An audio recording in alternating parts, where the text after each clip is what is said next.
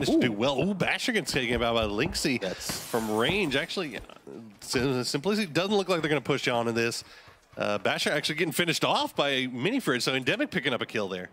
With Simplicity arriving in the low ground, this is now 3 teams getting very close to where they're at. They have Wildcard not too far away. They haven't moved off their compound yet, but now some shots landing. J-Sank with that SLR. 1, 2, 3, looking for the finish. Unable to get it to go as Linksy will slink away, but the shots are not over yet. J-Sank going ham with that thing. He's trying to get as much damage as possible, not getting anything in return just yet. Linksy's feeling so fortunate after getting out of that. When you see our new circle has popped, we are going to go back to the east. But yeah, Linksy should have been dead to rights there. Okay, now here's the problem. If you're Ghost or Vicious Gaming, you have a path that you can take, but it's going to be a very dangerous path. This is exactly what we were talking about with these ridges. You can see how it's going to be so hard to make vehicle crosses through this. So with the aim that these players have, it's going to get more and more dangerous. So a lot of teams already playing along edge locations with 3 different teams stacked up right next to each other. Crispier arrives, and again, he's got the nade at the ready. He throws it across. It's going to land very close to Clam, but it's not going to do anything. I don't think it's going to roll away and out of harm's way. That's a bit of a pickup there for them. Clam has got to be counting his lucky stars. Crispier as well, as he's kind of got rushed on there by Clam. They still know that he's down there. He's still trying to make his way across this street to join his team, but I don't think he's got. I don't think he can do it anymore. I think Clam is just trying to figure out where that nade came from. He's like, what is happening around me? But it's going to be Simplicity that's running straight up at Oxy. Nades coming in hot and heavy. It's a mini red zone on the side here as it's going to be Simplicity pushing onto Oxy. They're jumping up on their rocks. They're trying to find an angled check shooter coming on the right-hand side. It's Linksy above. He's got the M4, or the Scar at the ready. Jason stuck in a little spot. He's going to try and go for it, but Linksy and check shooter will swarm over and finish him very quickly. J-Sank pulling off of that just in time. He's going to be able to stay alive for now. He's got a grenade ready, primed, going to throw it down onto his fallen teammate. Is anybody going to be there? No, it's not going to be enough. So J-Sank and Clam now have to find a way to make it a little bit. One of them go down, it will be so difficult to get a res. Circle closing once again. The shots come out from Purdy. He's got the mini at the ready. Landing shots through the smoke. It's good utility usage from Cloud9 as they make their way down this treacherous hill. Continuing to use that utility early in this game. However, Cloud9 going to try and get some shots back onto Purdy, force him off the ridge. Meanwhile, Adam and Uncivil on the high side flank. They're trying to get around behind Cloud9. Cloud9 in the low side. They've got now cover to work with. Looks like it might have been a flank that just took a little bit too long for Shoot to Kill to pull off. They had the right idea, but Cloud9, as you said, able to use that utility to escape. But again, this is so early still. How much utility did they have to use just to get out of that fight? And that is a big factor, Poro. Whenever we're talking about this, so much attrition coming into play, specifically on Miramar. You're going to start burning through armor, helmets, all these long-range shots. Those DMRs you were talking about beforehand, Moses, become such a big factor. Now, rotations. We were talking about these long, dangerous rotations. We've got Simplicity that has to make one, Vicious Gaming, Ghost still playing along the edge. It almost feels like that's Ghost's destiny in every Miramar game to be right on the edge of the circle. Noble wiped United, by the way.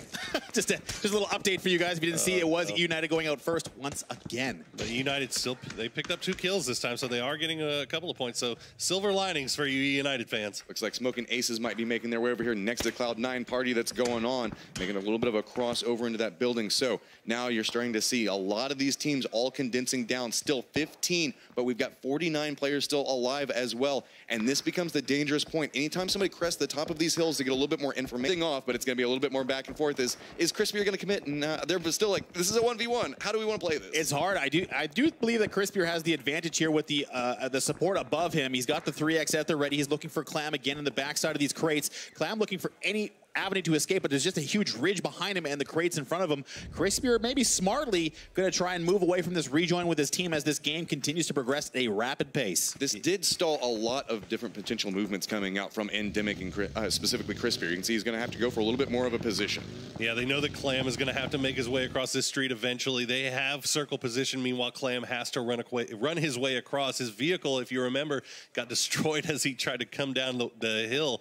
So Clam in a really rough spot here. It's really just kind of a question of Endemic or Simplicity. Who's going to get him? All right, so now we're seeing Pentolol slowly creeping his way forward, getting a little bit more meds. He is playing around that location down on the foothills here, but a little bit of damage has come out from Simplicity that we saw earlier, taking a little bit of more damage. Now, they do have a nice position to play around as far as terrain goes, but with these hillsides coming into play, these little cheeky spots that you can hide behind become very problematic as high ground positioning can allow people to fire down on angles you are not suspecting from. Wonder why they're using utility there. Just I don't know if they have worry about someone seeing them or not, or if maybe they got fire from elsewhere. But that was a smoke grenade going down to protect more looting. Yeah, I believe they might have gotten taken out, their teammate taken out by Tempo from high ground. So just, I guess, just a precaution. Just a precaution. Okay, what is this going on whenever there's a solo player on Miramar creeping up and letting Envy doing all the work for him? It happens every single time. They're parasites, man. And it's just like, I don't know, maybe they just don't catch. It's like those little fish swimming underneath sharks, you know? Yeah, it happens every single time on Miramar. There's always one little sneaky guy back behind Envy letting him do all the hard work for him. But look, we do have Interrogate that's slowly making his way up right next to the guys from Shoot to Kill. But enough of that. A little skirmish breaking out with Vicious Gaming. Sharu is looking for an angle. That is Ghost Gaming in front of him. There's Wildcard involved as well. Ghost has been late to arrive in the circle today and through the first half of this weekend, and now they're going to be running right at Vicious Gaming. The shots ring out. It's going to be the first kill going to Balak. Trade quickly. VZ and McCoy going at it again, but Wildcard getting involved on the left-hand side. They've seen all this happening, and they've got Frolicker in their sights, and Ghost Gaming eliminated very quickly. He's doing the Assassin's Creed play as he jumps out, grabs one, grabs two. That's Sharky and Dre down. The quick work with the Scar and the flush, the zone closing. So with this, we can see Pentawall still on that back angle, trying to figure out where the rest of Tempo Storm is at. He's going to get the heal off. Yes, he will. And Zampa's actually going to go down as well to a grenade from Hetror. So it's just down to Sharky. Here's Win. Or Maluk. Spot, interrogate. He's, just saw him now. Here comes the nade. Primes it, holding, waiting, and too late as Sub-Zero says, I got it first. And there goes Interrogate and the rest of Envy.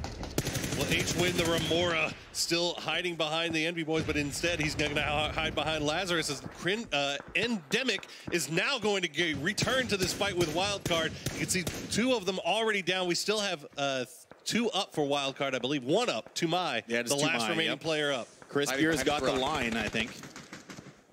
So with this, now you can see Chris Beer trying to throw down a little bit of utility, providing a little bit more cover in the directions around him, but it's going to be so many angles coming out. Mai going down as well, and that's going to be Oxymoron getting eliminated as well as Wildcard. And now it's back to C9. They've got Lazarus in their sights. Nerf is on the side. He's going to get one and then two quickly, and Lazarus is now getting eviscerated. It's going to be Cloud9 on the edge of the zone. They got the blue at their back. It's Phaelix. He's got Win again, who's now actually snuck his way into the top 8, looking okay now. K-Mine in the prone position, trying to get some meds off. He's got the mini at the red. You can see all three minis hot and ready to go for Cloud9. They're going to sneak back, try and grab some loot for them. Down Compadre. Now Lobes taking some more shots with that mini, pressuring off any wolves at the doorstep. They do end up losing out on Profi. Phaelix now still alive. H-Wing going to provide some support as well. So C9 has to make their way in past two snakes into this next one. The shots are going to come out from Phaelix, but not going to be enough. Wolf is down. He's going to need to be res. There's only one left. It's Crispier, the man we've seen most of this game. He's got Mini Fridge down as well. Phaelix again just throwing nade after nade. He's harassing Cloud9. That looks okay. Phaelix gets one. Now it's going to be down to Lobes and Nerf. They're going to go 2v1, and it's not going to happen as Phaelix takes him down. It's a 1v1. The flush comes down. Nerf is now on the backside. He's got a little bit of health, and Phaelix will go down as Nerf finishes off that fight as the last man standing on Cloud9. Phaelix actually destroying Cloud9, doing so much damage to them, but they still got to make their way in. Shoot to kill, and Smoking Aces, they're the next ones on the docket. You can tell the fact that they were listening into the firefight that was going on with Cloud9. They were buying themselves a little bit more time, but they're going to need to make a cross over here next to it. It's going to be Cherry Poppins that actually gets the first shot, but Nerf still creeping up back behind it. Keep in mind, he still has H1 playing around the position, but Temp Fate still holding this high ground sight line. There's like 3 fights that are being chased right now as Smoking Aces pushing into Shoot to Kill, and now Temp Fate going to push into Smoking Aces. Now, one thing to note, we do have Endemic one team member alive, but it's not something this time, it's Crispier, so shout out to them. We got Smoking Aces trying to push into a shack. It's not going to happen. Define Legit takes a lot of damage as well. They're trying to dislodge Shoot to Kill, and they will. And that's going to be a quick trade and a res for Smoking Aces. But yes, Temp Fate has heard that. They're cresting the ridge. They're looking for some more information. Hetror gets the mini out. 1, 2, 3. He's looking for the down. Not going to get it. Cherry Poppin sneaks away. The nade follow-up. Hetror lets it fly. Here comes nade follow-ups from all of Temp Fate. It's a red zone again here on Miramar. Valley gets the initial down on to Define Legit. More nades bouncing around, and they're going to push on now. It's Smoking Aces, I should say. They're going into defensive spots here, Boro. But look at Nerf. Nerf is also going to get involved in this portable red zone. His pro is going to find out Valier. Valier gets pulled off of the flanking position. This is looking good now. Smoking Aces has kind of kept composure. Nerf is kind of the thorn in the side between these two teams as he's sneaking around looking for maybe steal some kills. And there goes Crow. That's one and a quick flush. And that's more points for Cloud9 as now Smoking Aces appears to be on the ropes. Temp Fate they're trying to decide whether they want to keep this fight going.